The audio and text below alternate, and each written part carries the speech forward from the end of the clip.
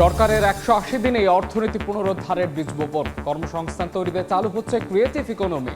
লাল ফিতার challenge পেরিয়ে সুফল পেতে লাগবে আরও ৬ মাস। বাংলাদেশের সঙ্গে সম্পর্ক আরও শক্তিশালী করতে চায় ভারত। বাণিজ্য, নিরাপত্তা, স্বাস্থ্য খাতে অংশীদারিত্ব বাড়াতে কাজ করছে নয়াদিল্লি, বললেন দীনেশ ত্রিবেদী। যান্ত্রিক ত্রুটির কারণে দিনাজপুরের বড়পুকুরিয়া তাপবিদ্যুৎ কেন্দ্রের ১ নম্বর ইউনিট বন্ধ। উৎপাদন না থাকায় জেলায় দিনে ৮ থেকে ১০ ঘন্টা লোডশেডিং, দুর্ভোগে সাধারণ মানুষ। চট্টগ্রাম বিমানবন্দর আধুনিকায়নে তৈরি হচ্ছে মাস্টার প্ল্যান। ২০৭০ নাগাদ ১ কোটি যাত্রী পরিবহনের লক্ষ্য।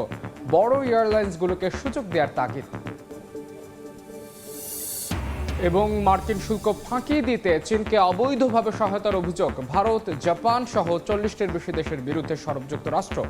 নতুন ট্যারিফ চাপানোর কৌশল, বলছেন বিশ্লেষকরা।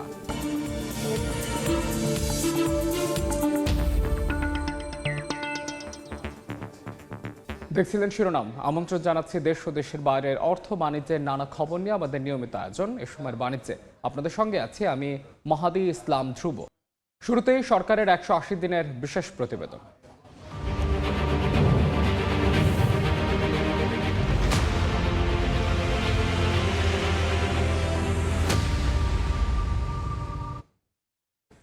পাঁচ বছরে ১ কোটি কর্মসংস্থান তৈরির লক্ষ্য অর্জনে বাজেট ও কর কাঠামো সাজিয়েছে বিএনপি সরকার।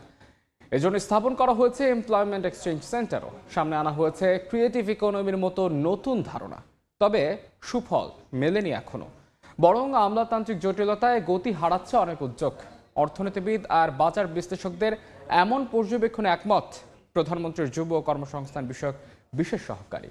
তার মতে, বিধ্বস্ত অর্থনীতির উপর দাঁড়িয়ে আকাঙ্ক্ষার ফল পেতে প্রয়োজন হবে আরও অন্তত ৬ মাস। কামরুল হাসান সবুজের রিপোর্টে বিস্তারিত। মেধাভিত্তিক কর্মসংস্থানের দাবিতে বদলে যাওয়া এক বাংলাদেশ। বিএনপি সরকার গঠনে সক্ষম হলে গার্মেন্টসের বাইরে আরো নতুন নতুন কতগুলো সেক্টরকে আমরা নিয়ে আসতে চাই। ১.৫ বছর ধরে চলা অর্থনৈতিক ব্যবচ্ছেদের মধ্যেই জনগণের কল্যাণে গেল ১৭ ফেব্রুয়ারি সরকার গঠন করে বিএনপি। প্রধানমন্ত্রী পদের কর্তব্য, তারপর কর্মসংস্থান বৃদ্ধির নানা উদ্যোগে পার হতে চলেছে ৬ মাস। ছুটে চলা এই জীবনে কখনো কখনো থামতে হয় জীবনের তাগিদেই, যেখানে সংসার খরচের বহুমাত্রিক হিসাবের খাতায় বাস্তবতার কালি কলমে আরেকবার ফুটে ওঠে আকাঙ্ক্ষার প্রতিচ্ছবি। গ্যাসের সংকট, গ্যাস না পাইলে গাড়ি চলে কেমন করি। আগে বেতন পেতাম ১০-১২ তারিখের ভিতরে, অন পাই একটু লেট করে। চাল কিনলে মাছ কিনবো কিভাবে, সব সময় যোগ বিয়োগ করে চলতে হয়। সাময়িক বন্ধ হওয়া আয়ের পথ সচলে ব্যস্ত ষাটোর্ধ্ব রিকশা চালক বাবুল মিয়া প্রস্তুত নতুনের আহ্বানে সাড়া দিতে। ইনকাম যে কমছে, বাংলা রিক্সা আমরা ক্ষমা দিয়ে দিম, ওই একটা ব্যবসা বাণিজ্য করে কাম কি লেগা। এখন আমার লাগবে ৫০০টা, আমি কামাই করবো ৩০০টা, হইব না তো। বছরে ৩০২০ মার্কিন ডলার বা মাসে ৩০,৭৩৯ টাকা মাথাপিছু আয়ের বিপরীতে চরম বৈষম্যের শিকার আব্দুর রাজ্জাক আত্মমর্যাদায় বেঁচে থাকতে হাত পাততে চান না কারো কাছে। ব্যানগাড়ি কাজ নাই, টিপ টুপ নাই, না খেয়ে থাকবো, যেটা পাই এটাই করি। এদিকে শিক্ষা জীবন শেষ করা প্রজন্ম বলছে চাকরির বাজারে বেড়েছে প্রতিযোগিতা, বেকারত্বের ভার, বাড়েনি কর্মসংস্থানের সুযোগ। চাকরির বাজারে তো কম্পিটিশন অনেক হাই, বেকারত্ব দিন দিন বেড়ে যাচ্ছে। নিয়োগ নিয়ে যে জট লেগে থাকে সেটার জন্য আরো বেশি সমস্যা হয়। এর মধ্যেই আবার দেশের সবচেয়ে বড় আনুষ্ঠানিক খাত তৈরি পোশাক শিল্প মালিকরা জানাচ্ছেন শঙ্কার কথা। নতুন কারখানা যা হচ্ছে তার চেয়ে অনেক বেশি বন্ধ হচ্ছে। বিনিয়োগ বান্ধব একটা বাজেট করা, এগুলি কিন্তু সরকার উদ্যোগটা নিয়েছে।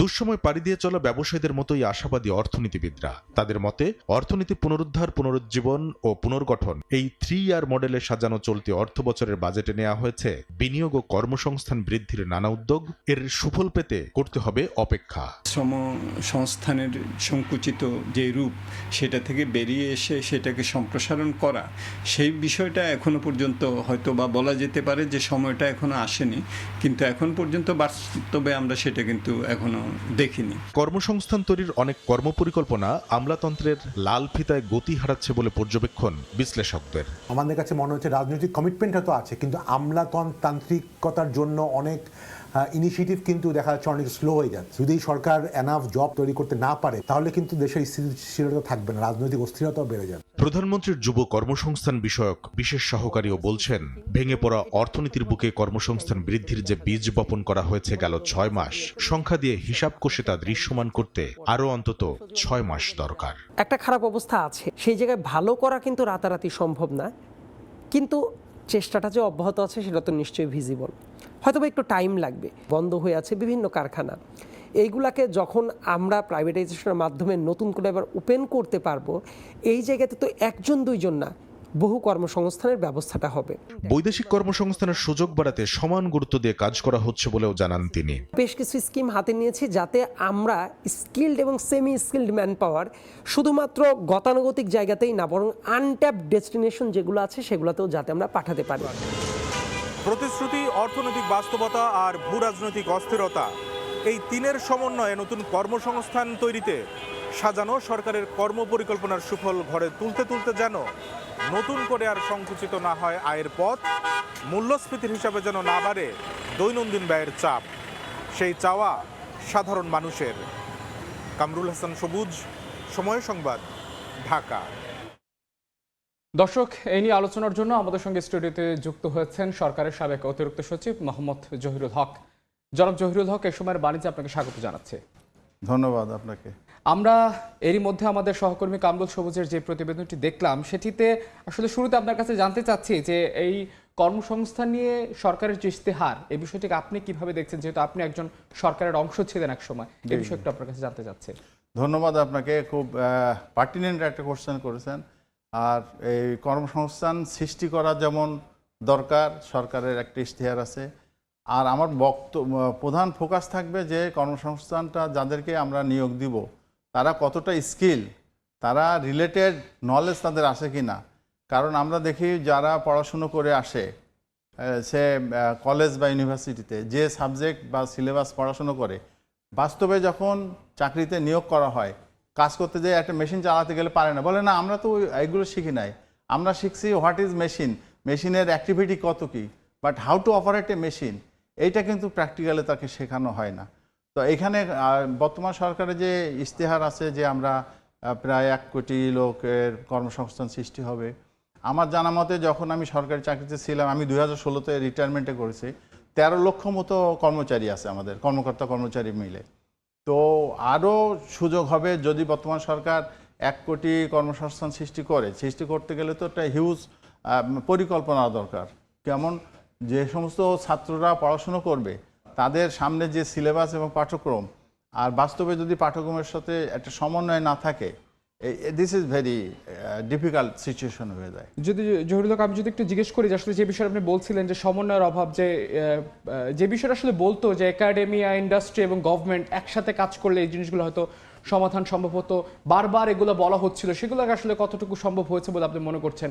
ইন্ডাস্ট্রির সাথে একাডেমিয়া এবং গভর্নমেন্ট এটাকে একসাথে কাজ করতে পারছে না? এখন একটু গ্যাপ আছে, এইখানটায় আমাদের একটা বড় ধরনের গ্যাপ আছে। আমরা কাগজে কলমে বলি যে সমন্বয়ের সাথে কাজ করতে হবে, আমি নিজেও বলছি, বাট যখন আমাদের কোনো পরিকল্পনা নেওয়া হচ্ছে, প্ল্যানিং, তারপরে সিলেবাস, তারপরে আপনার ইন্ডাস্ট্রিটা সাজানো হচ্ছে, আমি যে সিলেবাসটা তৈরি করলাম অথবা আমি যে ট্রেনিং মডিউলটা তৈরি করলাম, আমি কি কোনো ইন্ডাস্ট্রিয়ালিস্ট বা যারা এন্টারপ্রেনার তাদের সাথে কি কনসাল্ট করেছিলাম? এখানে একটা গ্যাপ রয়ে গেছে, স্টিল আমাদের রয়ে গেছে। হাতে কলমে শিক্ষাটা দরকার। আরেকটা আছে, দেখেন যে যারা আমরা যে এন্টারপ্রেনার কি বলে অ্যাপ্রেন্টিস যেটাকে বলা হয়, ট্রেনিং পিরিয়ড, সরাসরি যদি আমরা এতে পাঠাই, ইন্ডাস্ট্রিতে পাঠাই যে না 6 মাসের একটা কোর্স থাকবে অবশ্যই, তাহলে আমি মনে করি এক্ষেত্রে ইমপ্রুভ করতে পারে সিচুয়েশনটা। জনাব জহিরুল হক, আমাদের দেশে কিন্তু প্রতি বছরে ম্যান পাওয়ার কিন্তু এই জায়গায় আমাদের কোনো শর্টেজ নেই, কিন্তু তারপরও আমাদের আসলে কর্মসংস্থানভাবে তৈরি করা যাচ্ছে না। এক্ষেত্রে কি আসলে বিদেশে ইম্পোর্ট করার ক্ষেত্রে কি করা যেত, এক্সপোর্ট করার ক্ষেত্রে? হ্যাঁ, অবশ্যই এইটা তো আমি মনে করি it should be one of the biggest plan of the government.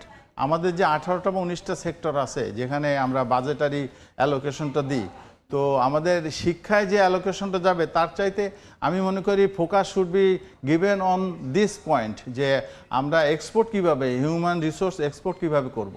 আমাদের দেখবেন আমি যে সমস্ত দেশে গিয়েছি, যেমন ধরেন সৌদি আরবের কথা বলি, আমেরিকা, কানাডা বা মালয়েশিয়াতে আমি যখন 1999 সালে, তারা বলছে যে আমাদের জনসংখ্যা হচ্ছে 3 কোটি, তাদের দেশের সাইজ কিন্তু আমাদের চাইতে প্রায় 3 গুণ বড়। আমাদের দেশের জনসংখ্যা কোথায় 18 কোটি, দেশ হচ্ছে মাত্র 1.5 লক্ষ বর্গ কিলোমিটার, আর মালয়েশিয়া আমাদের 3 টাইমস, বাট জনসংখ্যা হচ্ছে মাত্র 3 কোটি। তারা আমাদের জনসংখ্যা নিতে চায়, কিন্তু আমরা কি পাঠাচ্ছি? এই পাম অয়েল গার্ডেনে লেবার, আমরা কিন্তু স্কিল পাঠাতে পারছি না। আমাদের ডাক্তার, ইঞ্জিনিয়ার পাঠাতে হবে, তারপরে নার্স পাঠাতে হবে। এইগুলো আমাদের দেশে ধরেন ইউনিভার্সিটি প্রাইভেট আছে 110টা, সরকারি আছে 60টা। এই যে বড় বড় ইউনিভার্সিটি, কিন্তু তাদের তো ওইগুলো দরকার না, তাদের দরকার স্কিল হ্যান্ড। এটা আমরা সবাই জানি, কিন্তু কোথায় যেন একটা সমন্বয়ের গ্যাপ আছে। একটু জানতে চাচ্ছি যে নার্সের কথাটা যদি বলছিলাম, একদম স্পেসিফিক্যালি বলি যে বাইরের দেশে নার্সদের একটা ভালো চাহিদা রয়েছে, সেখানে আমাদের কারিকুলামের সাথে কি কোনো ধরনের তফাৎ রয়েছে যেটা আসলে উন্নত করা দরকার, এবং বাইরে পাঠানোর ক্ষেত্রে আমাদের আসলে গবেষণা সেলগুলো কতটুকু কাজ করছে বলে আপনি মনে করছেন? চেষ্টা করছে, সরকার চেষ্টা করছে। আর আমাদের এই যে বারবার পলিটিক্যাল আনরেস্ট, এই যে বিভিন্ন রকমের কি বলবো আন্দোলন, এগুলো আমি মনে করি এখন ইলেক্টেড গভর্নমেন্ট, এখন তো আন্দোলনের সময় না, এখন বসে আলোচনা করে কাজ করার সময়। তো এই ক্ষেত্রে আপনি যে পয়েন্টটা বললেন, এটা অবশ্যই খুবই ভাইটাল পয়েন্ট। এটা আমাদের দরকার যে না, আমি আমেরিকাতে পাঠাবো, সৌদি আরবে পাঠাবো, আমি কোন লোক পাঠাবো, সেই ট্রেনিং সেন্টারটা কোথায়? আমি তো মনে করি এটা হয়তো অনেক বিশ্ববিদ্যালয়ের মালিক আমার উপর অসন্তুষ্ট হতে পারে। এই 110টা প্রাইভেট, আমি নর্থ সাউথে ছিলাম 3 বছর, রিটায়ারমেন্টের পরে বোর্ড অফ ট্রাস্টি সেক্রেটারি ছিলাম। তা আমি তো দেখছি যে না, এই 110টা ইউনিভার্সিটির মধ্যে আপনি হাতে গোনা 10-15টা নাম করতে পারবেন, ভালোভাবে চলছে, আর সব নাম আসছে, শুধু সার্টিফিকেটই দিয়ে যাচ্ছে। I am sorry to make this comment, কিন্তু এটা উচিত হচ্ছে না। আপনি যদি দেশের স্বার্থে কাজ করেন, আপনারা ইয়ং ম্যান, আপনি ভবিষ্যতে যখন বড় হবেন, আপনার সন্তানরা আসবে, কোথায় তারা কি শুধু ডিগ্রি নিবে? এটা তো হতে পারে না। সবশেষে একটু জানতে চাই আসলে আমাদের দেশের যেসব সংস্থাগুলো রয়েছে যারা এই যে কর্মসংস্থান তৈরিতে বা আমাদেরকে ইকুইপড হতে বা আমাদেরকে প্রশিক্ষণের ক্ষেত্রে আমাদের সহায়তা করবে, এই সংস্থাগুলো কতটুকু আসলে ওয়েল ইকুইপড, এবং এদের যে কাঠামোগুলো এগুলো বাংলাদেশে কতটুকু গ্রহণযোগ্য হচ্ছে বলে আপনি মনে করছেন, এবং এই ক্ষেত্রে সরকারের কি কি উদ্যোগ নেওয়া দরকার, ছোট করে যদি আমাদের বলেন। সবসময় আমাদের প্রথম উদ্যোগ দরকার, আপনি যেখানে পাঠাবেন তাদের সাথে আগে একটা সমন্বয় করেন। আপনি যে দেশে পাঠান, আপনি মালয়েশিয়া পাঠান, সৌদি আরব পাঠান, আমেরিকা তো একটা হিউজ মার্কেট আছে আমাদের জন্য। আমাদের ছেলেমেয়েরা ওখানে যেয়ে শিখে তারা তাদের সাথে অ্যাডজাস্ট করছে। আর আমাদের কারিকুলাম বা আমাদের যে শিক্ষা পদ্ধতি, একটা ফ্রেশ ছাত্র মাস্টার্স বা গ্র্যাজুয়েশন করার পরে সে কিন্তু সুইটেবল হচ্ছে না। আমাদের দেশে যথেষ্ট কম্পিউটার যে আউটসোর্সিংয়ের সুযোগ আছে, ইয়ং ছেলেপেলেরা তার নিজস্ব উদ্যোগে করে যাচ্ছে, তারা খুবই এক্সপার্ট, কিন্তু প্রাতিষ্ঠানিকভাবে এখনও অভাব রয়ে গেছে। এই ক্ষেত্রে আমি মনে করি গভর্নমেন্ট শুড পুট এফোর্ট। অসংখ্য ধন্যবাদ আপনাকে। সবশেষে আমাদের প্রত্যাশা একই থাকবে যে বাংলাদেশে যাতে আরও দক্ষ জনশক্তি তৈরি হয় যারা বাইরের দেশে যে আমাদের দেশের অর্থনীতিকে চাঙ্গা রাখবে। আপনাকে অসংখ্য ধন্যবাদ আমাদের সঙ্গে যুক্ত হওয়ার জন্য। আপনাকেও ধন্যবাদ। আমার জনগণের কাছে, দেশবাসীর কাছে রিকোয়েস্ট, বিশেষ করে যারা ইয়ং জেনারেশন, যে আপনারা নিজেদের উদ্যোগে বিদেশে যান, চিন্তা করেন কোন চাকরির কোন দক্ষতার বেশি, প্রয়োজনীয়তা বেশি, সেই অনুযায়ী শিখেন। অসংখ্য ধন্যবাদ আপনাকে। দর্শক, এ সময়ের বাণিজ্যে আমাদের সঙ্গে যুক্ত ছিলেন সরকারের সাবেক অতিরিক্ত সচিব মোহাম্মদ জহিরুল হক। এবার অন্য প্রসঙ্গ, ন্যাশনাল ইনস্টিটিউট অফ নিউরোসায়েন্স ও হাসপাতালের সম্প্রসারিত 500 শয্যার নতুন ভবন উদ্বোধন করে কথা বলছেন প্রধানমন্ত্রী তারেক রহমান। আমরা সরাসরি যাচ্ছি সেখানে। এবং বিশেষায়িত ওয়ার্ডের সমন্বয় গঠিত এই নতুন ভবন কেবল রোগী ভর্তির ধারণ ক্ষমতাকেই বাড়াবে না, একই সাথে চিকিৎসা, গবেষণা এবং উচ্চতর শিক্ষার ক্ষেত্রে এক বিরাট মাইল ফলক হিসেবে কাজ করবে বলে আমি দৃঢ়ভাবে বিশ্বাস করি। দেশের সাধারণ মানুষ যেন স্বল্প খরচে এই ব্যবস্থা দেশের হাজার রোগীর জন্য নিঃসন্দেহে আশার আলো হয়ে আসবে। উপস্থিত সুধীবৃন্দ, শুধু প্রযুক্তি থাকলে একটি স্বাস্থ্য ব্যবস্থা উন্নত হয় না, এর সঙ্গে মানসিকতা অত্যন্ত গুরুত্বপূর্ণ। কারণ প্রযুক্তি থাকলে একটি স্বাস্থ্য ব্যবস্থা উন্নত হয় না, এর সঙ্গে মানসিকতা অত্যন্ত গুরুত্বপূর্ণ। কারণ প্রযুক্তি রোগ শনাক্ত করতে পারে, কিন্তু রোগীর ভয়, উদ্বেগ এবং মানসিক কষ্ট বুঝে তাকে আশ্বস্ত করার ক্ষেত্রে চিকিৎসকদের মানবিক আচরণের বিকল্প নেই। একথা আমরা সকলে উপলব্ধি করি। রোগীর প্রতি একজন চিকিৎসক বা স্বাস্থ্যকর্মী সহানুভূতিপূর্ণ আচরণ, মনোযোগ দিয়ে রোগীর কথা শোনা, রোগীর মানসিক অবস্থা বোঝা এবং রোগীর সঙ্গে সম্মানজনক আচরণ চিকিৎসার মান অনেক বাড়িয়ে দেয়। তবে একই সঙ্গে আমাদের এটিকে অবশ্যই মনে রাখতে হবে, চিকিৎসা সেবা এবং চিকিৎসা পরিবেশ নির্ভীক করতে সকল দায় দায়িত্ব চিকিৎসকের একক নয়, বরং আমি মনে করি চিকিৎসক, রোগী এবং রোগীর উদ্বিগ্ন স্বজন এই তিনটি পক্ষের মধ্যে পারস্পরিক আস্থা, সম্মান এবং সহানুভূতির সম্পর্ক বজায় থাকা অত্যন্ত জরুরি।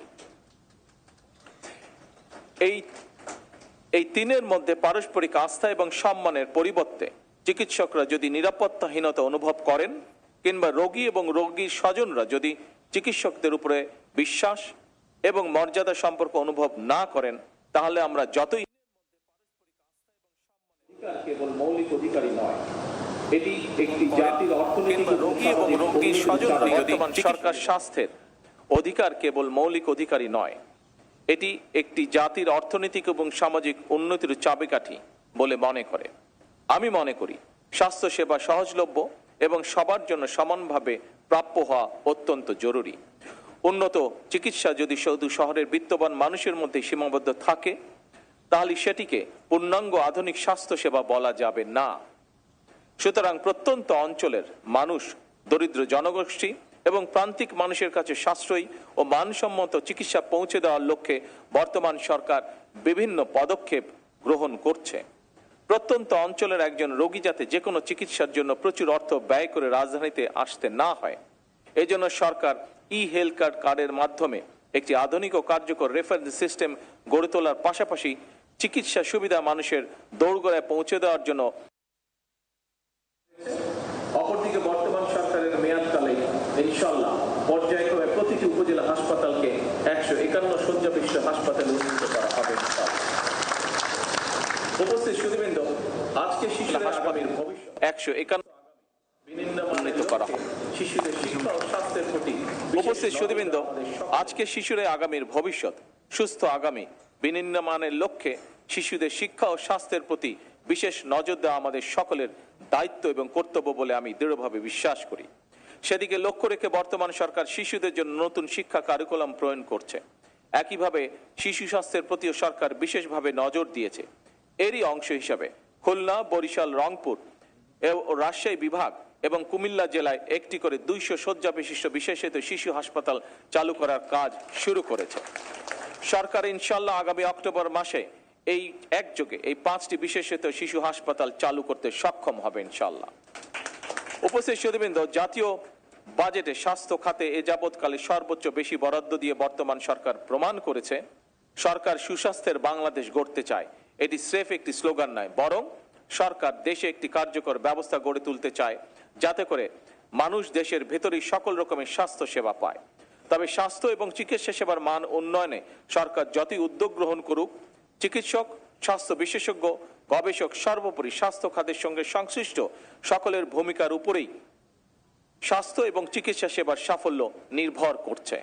উপস্থিত সুধীবৃন্দ, সরকার এমন একটি কল্যাণমুখী রাষ্ট্র প্রতিষ্ঠা করতে প্রতিশ্রুতিবদ্ধ যেখানে চিকিৎসা পাওয়ার জন্য কোনো নাগরিককে দেশের বাইরে হয়তো যেতে হবে না, কিংবা কেউ অর্থ অভাবে স্বাস্থ্য সেবা থেকে ইনশাআল্লাহ বঞ্চিত হবে না। আপনাদের মাধ্যমেই নিশ্চিত করা সম্ভব এই বিষয়গুলো। এই প্রত্যাশা এবং বিশ্বাস রেখে আমি আমার বক্তব্য শেষ করছি। আল্লাহ হাফেজ। বাংলাদেশ জিন্দাবাদ। বাংলাদেশ ভারত সম্পর্ক আরও শক্তিশালী ও কার্যকর করতে বাণিজ্য, যোগাযোগ, নিরাপত্তা ও স্বাস্থ্য সহ বিভিন্ন খাতে অংশীদারিত্ব বাড়ানোর কথা জানিয়েছেন ঢাকায় নিযুক্ত ভারতীয় হাইকমিশনার দীনেশ ত্রিবেদী। সকালে ভারতের 80তম স্বাধীনতা দিবস উপলক্ষে আয়োজিত অনুষ্ঠানে এসব কথা বলেন তিনি। ভারতের 80তম স্বাধীনতা দিবস উপলক্ষে ঢাকায় বর্ণাঢ্য আয়োজন করে ভারতীয় দূতাবাস। শনিবার সকালে দূতাবাস প্রাঙ্গণে সমবেত হন বাংলাদেশে বসবাসরত ভারতীয় নাগরিক, বিভিন্ন দেশের কূটনীতিক ও হাই কমিশনের কর্মকর্তারা। ভারতের জাতীয় সঙ্গীত পরিবেশনের মধ্য দিয়ে শুরু হয় দিবসের আয়োজন। পরে দেশটির জাতীয় পতাকা উত্তোলন করেন ঢাকায় নিযুক্ত ভারতীয় হাই কমিশনার দীনেশ ত্রিবেদী। জনগণের সঙ্গে জনগণের যোগাযোগই বাংলাদেশ ভারত বন্ধুত্বের মূল শক্তি মন্তব্য করে ভারতীয় হাই কমিশনার বলেন, দুই দেশের বন্ধুত্ব আরও শক্তিশালী করতে বাণিজ্য, যোগাযোগ, নিরাপত্তা ও স্বাস্থ্য খাতে বাংলাদেশের সঙ্গে অংশীদারিত্ব বাড়াতে কাজ করছে Bharat. History, mutual respect and partnership continues to flourish. We are advancing our partnership across very vital sectors ranging from trade, connectivity to security and healthcare. শান্তি, সহযোগিতা ও সংলাপ ভারতের পররাষ্ট্রনীতির মূল স্তম্ভ উল্লেখ করে হাই কমিশনার বলেন, অর্থনৈতিক সম্পর্ক জোরদারে বিভিন্ন দেশের সঙ্গে মুক্ত বাণিজ্য চুক্তির মাধ্যমে গ্লোবাল সাউথের নেতৃত্ব দিতে চায় New Delhi. Peace, cooperation, dialogue and ideal of Vasudhaiva Kutumbakam are the pillars of our foreign policy. We have entered into a free trade agreements with many countries. We are playing a leading role among the countries of the global south. দুই দেশের যৌথ সমৃদ্ধি নিশ্চিত করতে বাংলাদেশ ও ভারতকে একসঙ্গে কাজ করার আহ্বান জানান দীনেশ ত্রিবেদী। দিন মোহাম্মদ সাব্বির, সময় সংবাদ, ঢাকা। স্টিলটেক মানে গুণগত মানের নিশ্চয়তা। It's all about stainless style. দেখছেন এই সময়ের বাণিজ্য।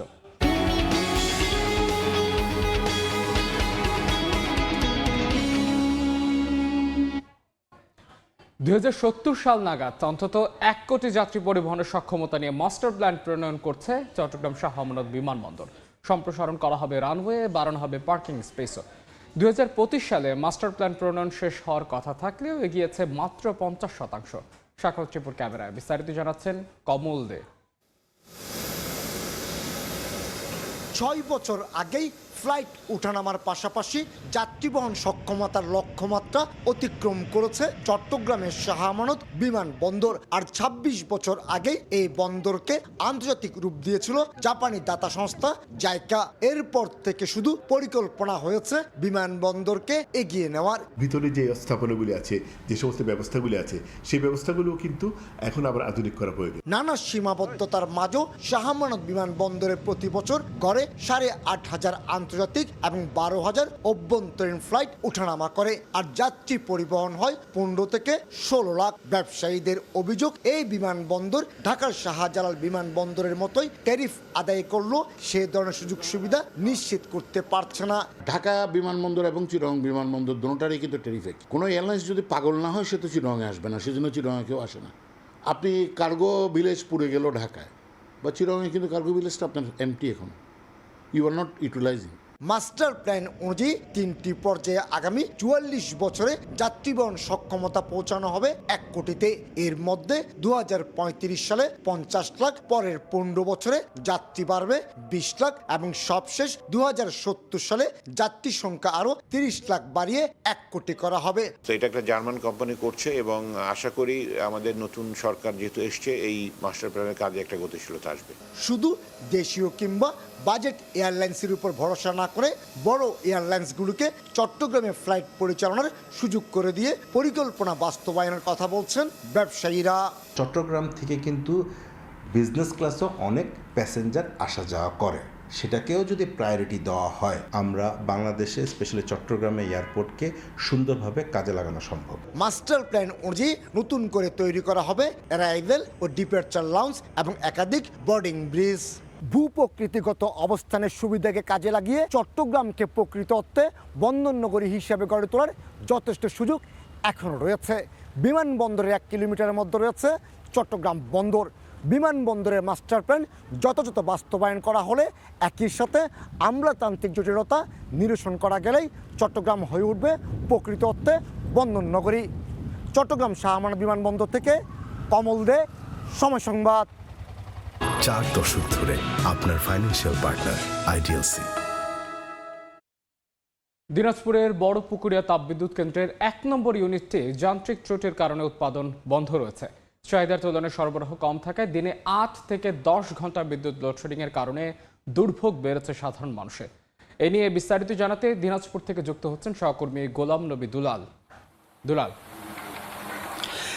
যান্ত্রিক ত্রুটি সারিয়ে দিনাজপুর বড়পুকুরিয়া তাপবিদ্যুৎ কেন্দ্রের 1 নম্বর ইউনিটটি আবার উৎপাদনে ফিরেছে। প্রায় 30 ঘন্টা পর এটি নিশ্চিত করেছেন ওখানকার প্রধান প্রকৌশলী আবু বকর সিদ্দিক। গতকাল শুক্রবার এটি কিন্তু বন্ধ হয়ে গিয়েছিল, আজকে মেরামত করে কিন্তু আপনার সকাল 11টায় এটা চালু হয়েছে এবং এই ইউনিট থেকে প্রায় 50 থেকে 55 মেগাওয়াট বিদ্যুৎ উৎপন্ন হয়। সেই উৎপাদিত বিদ্যুৎ হতে আস্তে আস্তে জাতীয় গ্রিডে এটি হবে। আপনাকে বলে রাখি যে এই 1 নম্বর ইউনিটটি কিন্তু এই মাসে আরেকবার আপনার বন্ধ হয়েছিল, আবার যান্ত্রিক ত্রুটি সারি আবার উৎপাদনে ফিরে গেছে, আবার গতকাল আবার এটি বন্ধ হয়ে যায়। তবে দিনাজপুরের বড়পুকুরিয়া তাপবিদ্যুৎ কেন্দ্রের 3টি যে ইউনিট রয়েছে, 3টির মধ্যে 2 নম্বর ইউনিটটি কিন্তু 2020 সাল থেকে কিন্তু এটা বন্ধ রয়েছে। এখন 1 নম্বর এবং 3 নম্বর ইউনিটটি কিন্তু আপনার চালু রয়েছে। এদিকে লোডশেডিংয়ের মাত্রা যেটা আমরা বলি যে অনেক বেশি, এই কারণে যে বিদ্যুৎ সরবরাহ যে পরিমাণে থাকা উচিত সে পরিমাণে আপনার বিদ্যুৎ সরবরাহ না থাকার কারণে বিশেষ করে শহর অঞ্চলের চেয়ে গ্রাম অঞ্চলে লোডশেডিংয়ের মাত্রা কিন্তু অনেক বেশি এবং এই লোডশেডিংয়ের কারণে ছোটোখাটো যেসব কলকারখানা রয়েছে, আপনার বিদ্যুৎ চালিত যেসব আপনার ব্যবসা প্রতিষ্ঠান রয়েছে, শিক্ষার্থী রয়েছে, বিশেষ করে চালকল যেগুলো সেগুলো আপনার বিদ্যুতের কারণে কিন্তু আপনার অনেক ব্যাহত হয়। তবে বিদ্যুৎ স্বাভাবিক হতে হতে আর কিছু সময় লাগবে বলে আমাদের প্রধান প্রকৌশলী বড়পুকুরিয়া তাপবিদ্যুৎ কেন্দ্রে তিনি জানিয়েছেন যে বিদ্যুৎ সরবরাহ সচল রাখতে তারা কিন্তু সর্বাত্মক প্রচেষ্টা অব্যাহত রেখেছেন এবং তারা যেটা বলছেন যে 1 নম্বর এবং 3 নম্বর ইউনিট, বিশেষ করে 3 নম্বর ইউনিটটিতে আপনার 170 থেকে 75 মেগাওয়াট বিদ্যুৎ উৎপাদন হয়ে থাকে। যে বিদ্যুৎ উৎপাদিত বিদ্যুৎ কিন্তু তারা জাতীয় গ্রিডে আপনার দিয়ে থাকেন এবং আপনারা জানেন যে রংপুর অঞ্চলে এই বড়পুকুরিয়া তাপবিদ্যুৎ কেন্দ্র থেকে উৎপাদিত যে বিদ্যুৎ সেটি কিন্তু এই অঞ্চলে সবচেয়ে বেশি ব্যবহৃত হয়ে থাকে। তবে বিদ্যুতের যে অবস্থা সেটা ধীরে ধীরে আরও উন্নত হবে বলে তারা যেটা জানিয়েছেন আমাদের। তো আমার কাছ থেকে বিদ্যুৎ অবস্থার সর্বশেষ এই ছিল।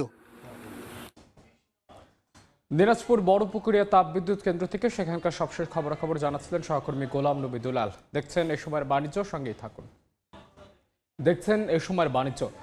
পর্যাপ্ত জায়গার অভাবে মাছ অবতরণের জন্য ভোগান্তিতে রাঙামাটির কাপ্তাই হ্রদের জেলে ও ব্যবসায়ীরা ঘাটে এসে ঘন্টার পর ঘন্টা অপেক্ষায় থাকতে হয় জেলেদের। এতে মাছের গুণগত মান নষ্ট হয়, মিলছে না আশানুরূপ দাম। হেফাজত সবুজের তথ্য ও রাজীব দাস মুন্নার ছবিতে রিপোর্ট। মাছের ড্রামে কানায় কানায় পূর্ণ ঘাট, মাছ ভর্তি নৌকার জটলা, একটু দাঁড়ানোর মতো জায়গা না থাকায় ড্রামের ওপর দিয়েই চলাচল করতে হচ্ছে জেলে, শ্রমিক ও ব্যবসায়ীদের। এমন চিত্র শুধু রাঙামাটির বিএফডিসি ঘাটেরই নয়, জেলার প্রতিটি অবতরণ কেন্দ্রেরই একই দশা। ঘাটে স্থান সংকুলন না হওয়ায় অদূরেই নোঙর করে সিরিয়ালের অপেক্ষায় মাছ ভর্তি নৌকা। শুধু ঘাটেই নয়, প্যাকেজিংয়ের স্থানের অবস্থাও একই। পর্যাপ্ত জায়গা না থাকায় যত্রতত্র প্যাকেজিং করা হচ্ছে মাছ। দ্রুত অবতরণ ও আনুষঙ্গিক কাজ শেষ করতে না পারায় নষ্ট হচ্ছে মাছের গুণগত মান।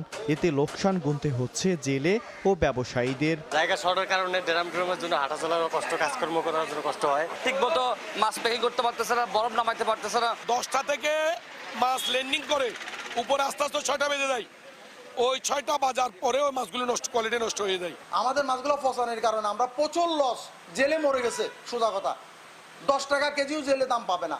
আধুনিক মানের অবতরণ কেন্দ্র নির্মাণের প্রকল্পর অনুমোদন পেলেই সমস্যার সমাধান হবে বলে জানান বিএফডিসির এই কর্মকর্তা। শীঘ্রই প্রকল্পটা পাস হবে, এই সংক্রান্ত জনগণের মিটিং হয়ে গেছে। এই প্রকল্প পাস হলে আমাদের অবকাঠামো সম্পূর্ণ পরিবর্তন হবে এবং নতুন করে অবকাঠামো করা হবে এবং প্যাকিং শেডের পরিমাণ সম্প্রসারণ করা হবে। বিএফডিসির এই অবতরণ কেন্দ্রে শতাধিক ব্যবসায়ী ও প্রায় 1200 শ্রমিক রয়েছে। সময় সংবাদ, রাঙামাটি।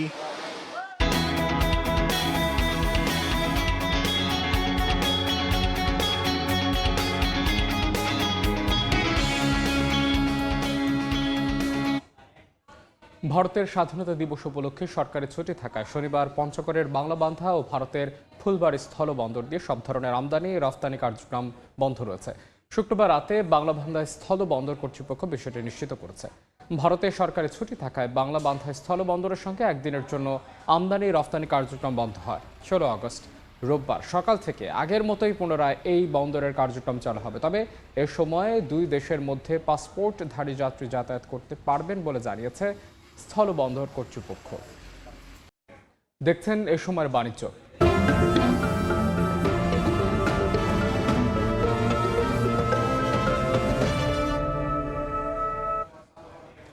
নওগাঁয় এক সপ্তাহ ব্যবধানে মন প্রতি মোটা ধানের দাম ৮০ থেকে ১০০ টাকা কমিয়েছে মিলাটা। বিস্তারিত জানাতে নওগাঁর মহাদেবপুর হাটে আছেন রিপোর্টার এমআর রকি। আমরা যাচ্ছি তার কাছে।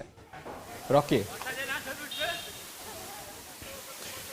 বিগত মৌসুমের যে ধান, এই ধানগুলো চাষিরা সংরক্ষণ করে শেষ মুহূর্তে একটা ভালো দাম পাবেন এমন প্রত্যাশায় ধানগুলো সংরক্ষণ করে পরে হাটে তোলেন। তবে আমরা দেখছিলাম এই হাটে আজকে ধানের দাম অনেকটাই পড়ে গিয়েছে এবং সরবরাহ যতটা বাড়ে দরের জায়গাটা কিন্তু ততটা এখানে নেমে যায় এবং সপ্তাহ ব্যবধানে ধান যেসব রয়েছে বিগত আমন মৌসুমের সুবলতা, BR-28, এছাড়া জিরা, কাটারি, এই ধানগুলো মোটামুটি প্রকারভেদে মন প্রতি ৮০ থেকে ১০০ টাকা পর্যন্ত কমেছে। অন্যদিকে সুগন্ধি আতপ যে ধান, এই ধানটার দাম আমরা দেখছিলাম মন প্রতি ৪০০ টাকা পর্যন্ত কমে গিয়েছে। অর্থাৎ এই ধান সুগন্ধি আতপ গোল্ডেন যেটি বিক্রি হয়েছিল এক সপ্তাহ আগে প্রায় ৩২০০ টাকা মন, সেটি এখন ২৮০০ টাকা মন। অন্যান্য যে জাতগুলো রয়েছে কাটারি, সেটি মোটামুটি ১৭৫০ টাকা, যেটা ১৮৫০ টাকা পর্যন্ত বিক্রি হয়েছিল। জিরা এবং অন্যান্য যে জাতগুলো, প্রত্যেকটা জাতেরই কিন্তু এক ধরনের দর পতন হয়েছে এবং এই দর পতনের কারণে স্বাভাবিকভাবে চাষিরা যেহেতু হঠাৎ করে দাম কমেছে অনেকটাই উদ্বিগ্ন, হতাশা প্রকাশ করছেন এবং এক্ষেত্রে আসলে ব্যবসায়ীদের যে একটা বাজার নিয়ন্ত্রণ করে বাজার তারা তাদের মতো করে দর বেঁধে দিয়ে ধান কেনার যে প্রবণতা, সেটি কিন্তু হাটগুলোতে প্রতিনিয়ত পরিলক্ষিত হয় এবং সেই চিত্রই কিন্তু এখানে। এবং এক্ষেত্রে একটা বাজার তদারকির কথা বলছেন, কারণ চালের দরের জায়গাটা কিন্তু এখনও স্থিতিশীল রয়েছে এবং চালের দাম না কমলেও দরের জায়গাটা যেহেতু কমে যাচ্ছে, ধানের সেই জায়গাতেই নিয়ে প্রশ্ন উঠছে এখানকার চাষিদের দিক থেকে যে বাজার নিয়ন্ত্রণ করে দাম কমে দেওয়ার কারণে চাষিরা এই মুহূর্তে অনেকটাই ক্ষতিগ্রস্ত হচ্ছেন, সেই সাথে বাড়ছে তাদের হতাশাও। এই ছিল সার্বিক নওগাঁর মহাদেবপুর হাটে ধান বেচা কেনার খবর আমার কাছে। নওগাঁ থেকে ধান বেচা কেনার খবর জানাচ্ছিলেন সহকর্মী এমআর রকি।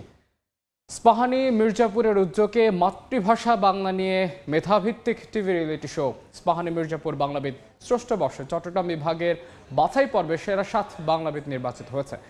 শুক্রবার Chittagong Ispahani public school and college প্রাঙ্গণে আয়োজিত বাছাই পর্বের প্রতিযোগিতায় অংশ নেয় হাজারো শিক্ষার্থী। প্রতিযোগিতায় বিচারকদের দায়িত্ব পালন করেন চট্টগ্রাম বিশ্ববিদ্যালয়ের বাংলা বিভাগের অধ্যাপক শারমিন মুস্তারি এবং প্রথিতযশা আবৃত্তি শিল্পী মুহিদুল ইসলাম।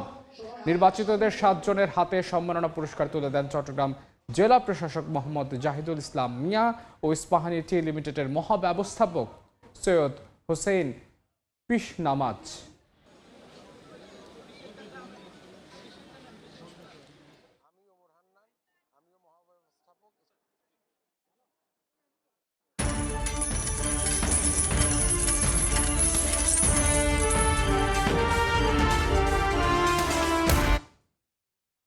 খাবারের পাশাপাশি এখনও জ্বালানি তৈরিতেও ব্যবহার হচ্ছে বিপুল পরিমাণ ভোজ্য তেল। তাই চাহিদা বাড়ার সঙ্গে সঙ্গে বিশ্ববাজারে আবারও ঊর্ধ্বমুখী সয়াবিন, পাম, ক্যানোলার দাম। বায়োডিজেল উৎপাদনে বেড়েছে ভোজ্য তেলের চাহিদা, আর এতেই বিশ্ববাজারে বাড়তে শুরু করেছে দাম। এছাড়া বৈশ্বিক অস্থিরতা আর হরমুজ প্রণালী স্বাভাবিক না হওয়ার প্রভাবও পড়েছে ভোজ্য তেলের দামে।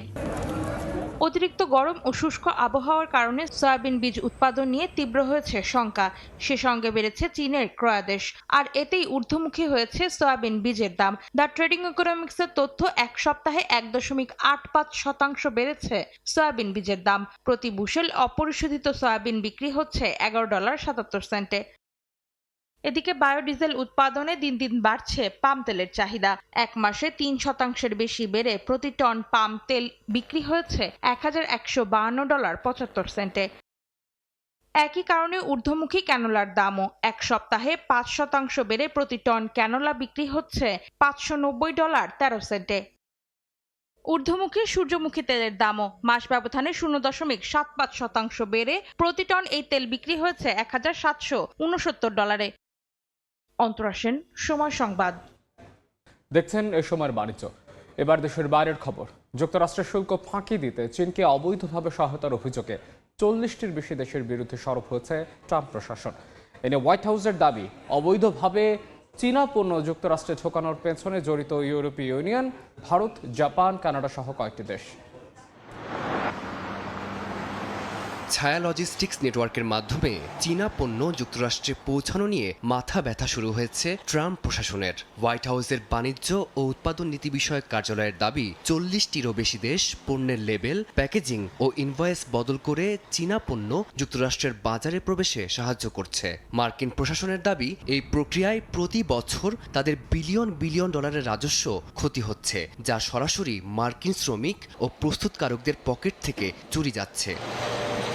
গ্রেট ট্রান্সশিপমেন্ট স্ক্যাম নামের এই নেটওয়ার্কে চীনকে সহায়তাকারীদের তালিকায় রয়েছে ইউরোপীয় union, Mexico, Canada, Bharat, Japan ও দক্ষিণ কোরিয়া। এছাড়া ইন্দোনেশিয়া, থাইল্যান্ড, মালয়েশিয়া ও কম্বোডিয়ার মতো দক্ষিণ পূর্ব এশিয়ার দেশগুলো এতে গুরুত্বপূর্ণ ভূমিকা রাখছে বলে প্রতিবেদনে উল্লেখ করা হয়েছে।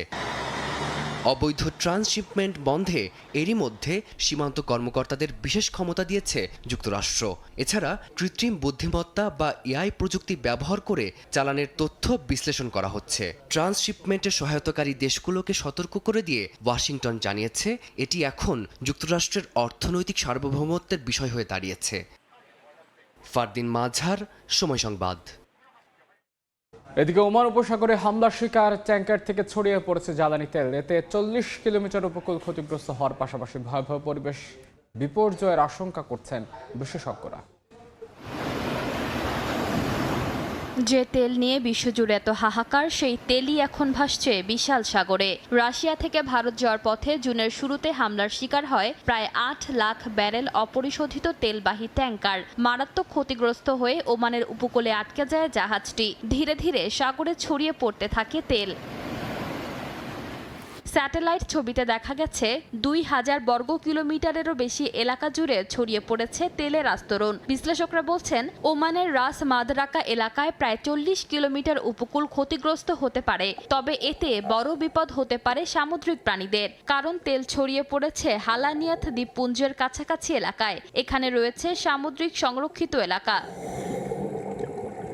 বিরল সামুদ্রিক কচ্ছপ সহ নানা প্রাণীর আবাস রাস মাদরাকা এলাকায়। পানিতে তেলের আস্তরণ ছড়িয়ে পড়লে ক্ষতিগ্রস্ত হতে পারে এসব প্রাণীর খাবার ও আবাসস্থল। বিশেষজ্ঞদের আশঙ্কা, দ্রুত তেল সরানো না গেলে এটি বড় ধরনের পরিবেশ বিপর্যয়ে রূপ নিতে পারে। ইশিতা আক্তার, সময় সংবাদ। এ পর্যায়ে শীর্ষ সংবাদ জানিয়ে দিচ্ছে আরও একবার। সরকারের 180 দিনে অর্থনীতি পুনরুদ্ধারের বীজ বপন, কর্মসংস্থান তৈরিতে চালু হচ্ছে ক্রিয়েটিভ ইকোনমি। লাল ফিতার চ্যালেঞ্জ পেরিয়ে সুফল পেতে লাগবে আরও 6 মাস। বাংলাদেশের সঙ্গে সম্পর্ক আরও শক্তিশালী করতে চায় ভারত। বাণিজ্য, নিরাপত্তা ও স্বাস্থ্য খাতে অংশীদারিত্ব বাড়াতে কাজ করছে নয়াদিল্লি, বললেন দীনেশ ত্রিবেদী। এবং চট্টগ্রাম বিমানবন্দর আধুনিকায়নে তৈরি হচ্ছে মাস্টার প্ল্যান। 2070 নাগাদ 1 কোটি যাত্রী পরিবহনের লক্ষ্যমাত্রা। বড় এয়ারলাইন্সগুলোকে সুযোগ দেওয়ার তাগিদ।